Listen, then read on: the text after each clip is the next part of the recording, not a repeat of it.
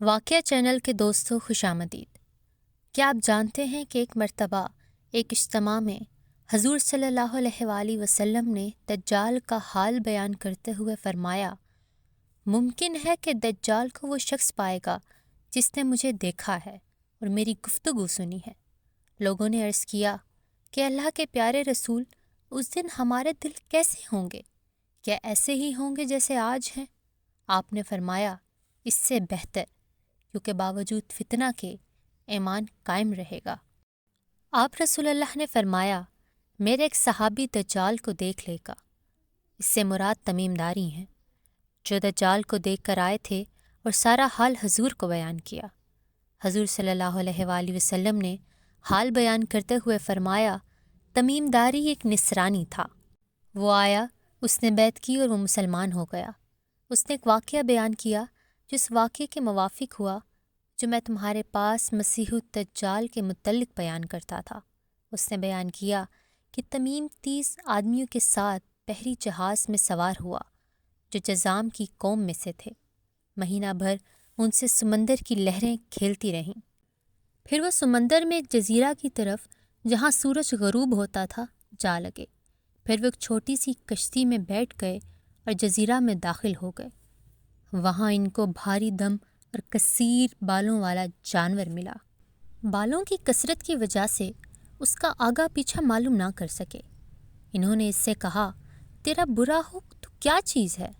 اس نے جواب میں کہا، میں جساسہ ہوں۔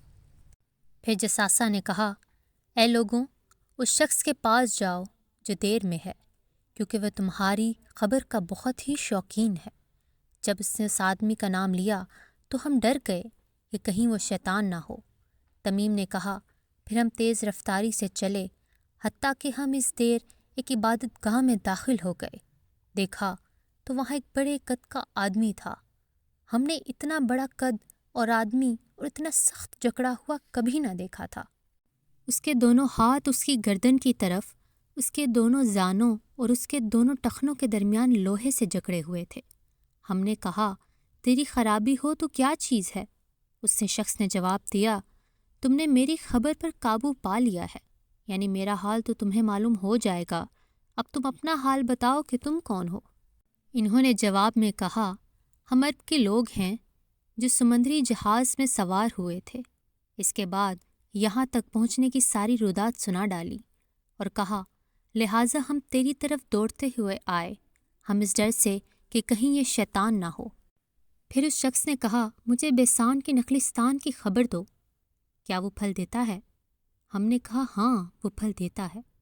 اس شخص نے کہا، عنقریب وہ دوبارہ پھل نہیں دے گا۔ پھر اس شخص نے کہا، مجھے تبرستان کے دریا کے متعلق خبر دو۔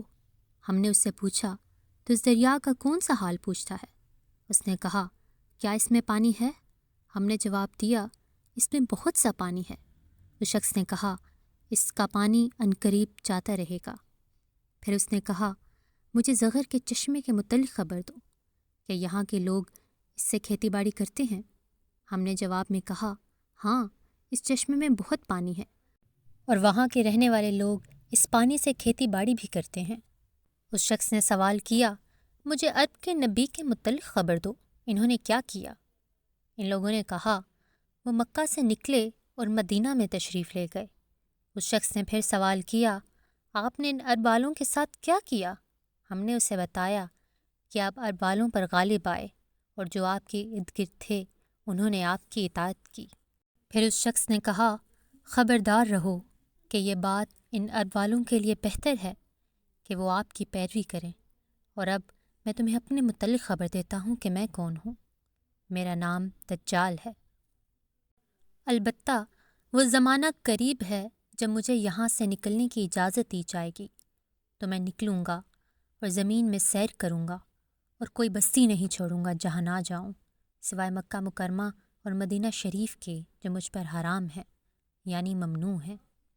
جب میں ان دونوں شہروں میں جانا چاہوں گا تو میرے آگے ایک فرشتہ بڑھ کر آئے گا جس کے ہاتھ میں ایک ننگی تلوار ہوگی، وہ مجھے وہاں جانے سے روک دے گا۔ البتہ اس کے ہر ناکے پر فرشتے ہوں گے جو اس کی چوکیداری کریں گے۔ پھر رسول اللہ نے بوقت خطاب آپ کے ہاتھ میں جو چھڑی تھی اسے منبر پر مارا اور فرمایا، طیبہ یہی ہے، طیبہ یہی ہے، طیبہ یہی ہے، یعنی طیبہ سے مراد مدینہ منورہ۔ خبردار، میں تمہیں اس کے متعلق خبر دے چکا ہوں۔ تو صحابہ کرام نے عرض کیا، ہاں آپ خبر دے چکے ہیں۔ آپ نے پھر ارشاد فرمایا، مجھے تمیم کی بات اچھی لگی جو اس چیز کے موافق ہے جو میں تمہیں مکہ مکرمہ اور مدینہ منورہ کے متعلق بتلایا کرتا تھا۔ پھر آپ نے فرمایا، خبردار رہو، بے شک دجال دریائے شام یا دریائے یمن میں نہیں۔ آپ نے 3 مرتبہ فرمایا، وہ مشرق میں ہے، وہ مشرق میں ہے، وہ مشرق میں ہے۔ دوستوں، دجال کا فتنہ اتنا غضبناک ہے کہ ہر دور کے ہر نبی نے دجال کے فتنہ سے بچنے کی تلقین کی۔ اللہ ہم سب کو دجال کے فتنہ سے بچائے، آمین۔